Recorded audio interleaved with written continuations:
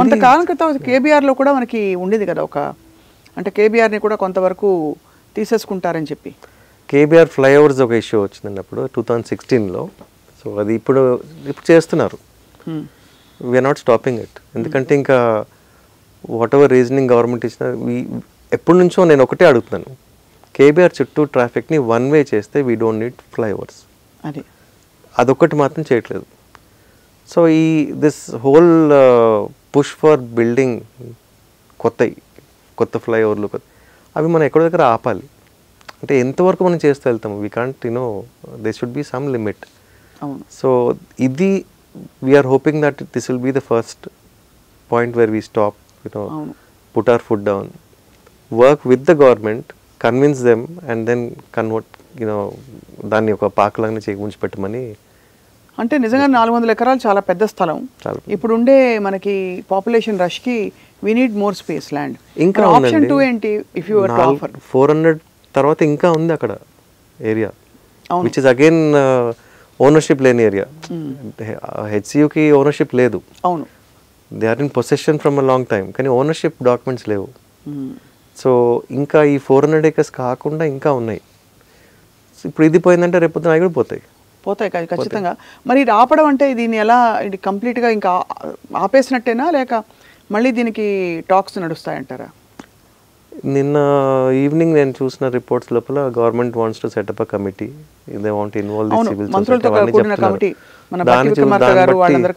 దాన్ని బట్టి చూస్తే ఇప్పుడు ఆల్రెడీ నిన్న supreme court came down heavily on the committee that the government set up which is supposed to identify the forest like areas. దానిలో ఒక 4-5 members అసలు ఎందుకున్నారు, వాళ్ళకి సంబంధం ఏముంది ఫారెస్ట్తోని అని వాళ్ళు తీయమని అనలేదు, బట్ కమెంట్ చేశారు. So I think that is a signal. ఇప్పుడు మనం కమిటీ పెట్టినా కానీ దాంట్లో ఏదో సరే పలానా పెట్టేస్తే పని అయిపోతుంది, వీ వాంట్ రిపోర్ట్ అన్నది చేస్తే దట్స్ నాట్ స్పిరిట్ లేదు దీంట్లో. అదే కదా, ఎండ్ ఆఫ్ ద డే ఒకటి ఐ హైలీ అప్రిషియేట్ మన సీఎం గారిని ఒకటి చెప్తాను, నా personal view. Second day in office he said drugs మీద వెరీ స్ట్రిక్ట్ యాక్షన్ తీసుకుంటే మొదలుపెట్టారు. అవి that is what people want also.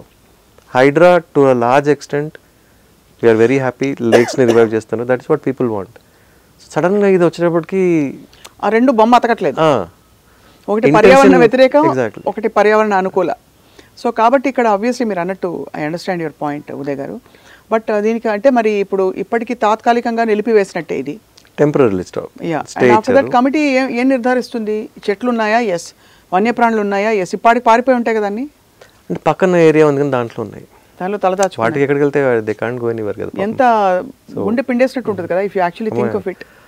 ఆ ఏరియాని కంప్లీట్లీ కార్డన్ ఆఫ్ చేశారు, హెవీ పోలీస్ డిప్లాయ్మెంట్, ఎవరు వెళ్ళలేరు.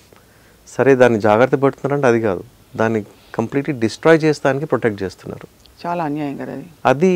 యాజ్ అ గవర్నమెంట్ ఇప్పుడు ఎవరో ప్రైవేట్ బిల్డర్ చేస్తున్నారంటే అది వేరు. Government cannot do such things. Government is for the people by the people. అవును, ఇక్కడ దట్ ఈస్ కంప్లీట్లీ మిస్సింగ్. అది ఇవాళకి they are not letting people go in to that area. Why? It is the government land. గొడవలు అవుతాయని చెప్పి, law and order కోసం issues అవుతాయని చెప్పి. What is the guarantee after seeing all? ఇప్పుడు ఏ పద్ధతిలో అయితే చేశారో ఇప్పుడు గ్యారంటీ ఏముంది ఇంకా చేయట్లేదు అనేసి. సో హైదరాబాద్ ఎలా ఉండబోతుంది ఉదయ్ మీ అంచనా ప్రకారం? ఆక్సిజన్ పరంగా చూస్తే, నీళ్ళు అయితే ఆల్రెడీ చెప్పారు మీరు, ఇంకా ఎన్వైరన్మెంట్ పరంగా చూస్తే ఇన్ని కాంక్రీట్ జంగిల్స్, ఇంత డెవలప్మెంట్ ఫాస్ట్గా ర్యాపిడ్గా అవుతుందని సంతోషపడాలా, లేకపోతే ఈ చెట్లు కోల్పోతున్నాం, మంచిగా ఉండే జీవితాన్ని, హాయిగా ఉండే జీవితాన్ని కోల్పోతున్నాం అని బాధపడాలా? ఇప్పుడు మన హైదరాబాద్ వింటర్లో స్వెటర్ వేసుకునే అవసరం రావట్లేదు. సమ్మర్ మనకి ఎర్లీగా వచ్చేస్తుంది, మాన్సూన్ లేట్గా వస్తుంది. సో ఎంటైర్ వెదర్ ప్యాటర్న్ మారుతుంది. నేను వడగళ్లతో వాన పడింది సడన్గా. ఏదన్నా అవుతే ఇప్పుడు తీవ్రంగా అంటే ఎక్స్ట్రీమ్ కండిషన్స్లో వస్తున్నాయి, అది కూడా మంచిది కాదు. నిన్న ఎన్నో చెట్లు పడిపోయాయి. కానీ ఇంకొక అబ్జర్వేషన్ చెప్తాను, మన హైదరాబాద్లో కమర్షియల్ కాంప్లెక్స్ కడతారు, దాని ఎదురున్న చెట్లు వాళ్ళకి అడ్డం, అవి తీసేయాలి. ఎందుకంటే బిల్డింగ్ కనిపించదు. మాది ఎన్ని కోట్లు ఖర్చు పెట్టి బిల్డింగ్ కట్టాను, ఐ వాంట్ బిల్డింగ్, ఏదో ఒకటి చేసి ఆ చెట్లు తీసేస్తారు. ప్రతి రోడ్ పైన, ప్రతి ప్లాట్లో, కమర్షియల్ కాంప్లెక్స్లో వచ్చేస్తే అందరూ చెట్లు తీస్తే మిగిలిన చెట్లు ఎక్కడ? ప్రైవేట్ ప్లాట్లో వాళ్ళు ఇల్లు కడతారు, వాళ్ళు చెట్లు తీసేస్తున్నారు. సో సిటీలో చెట్లు ఎక్కడ మిగులుతాయి? అవును. సో ఈ తీసేసిన చెట్లు మళ్ళీ రీప్లేస్ చేయట్లేదు. ఎవరు కంప్లైంట్ చేస్తారు చెట్టు కొట్టేశారని, ఎంబటే డిపార్ట్మెంట్ వచ్చేస్తుంది, 5,000 ఫైన్ వేస్తుంది, వెళ్ళిపోతారు. మరి తిరిగి చెట్టు పెట్టకపోతే ఫ్యూచర్లో ఇంకేం మిగులుతాయి? అవును. 10 years కంటే ఎక్కువ ఉన్న చెట్టు లేదు హైదరాబాద్లో, చాలా తక్కువ ఉన్నాయి. అంటే 10 years పెరిగే లోపల తీసేస్తున్నారు.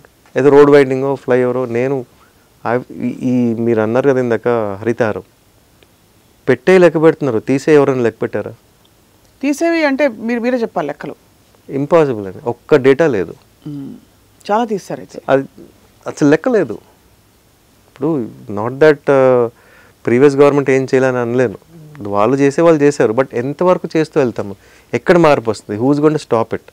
లేదు మనం ఇంత నష్టం చేసాము, ఇక్కడ నుంచి లెట్స్ ట్రై అండ్ రీబిల్డ్.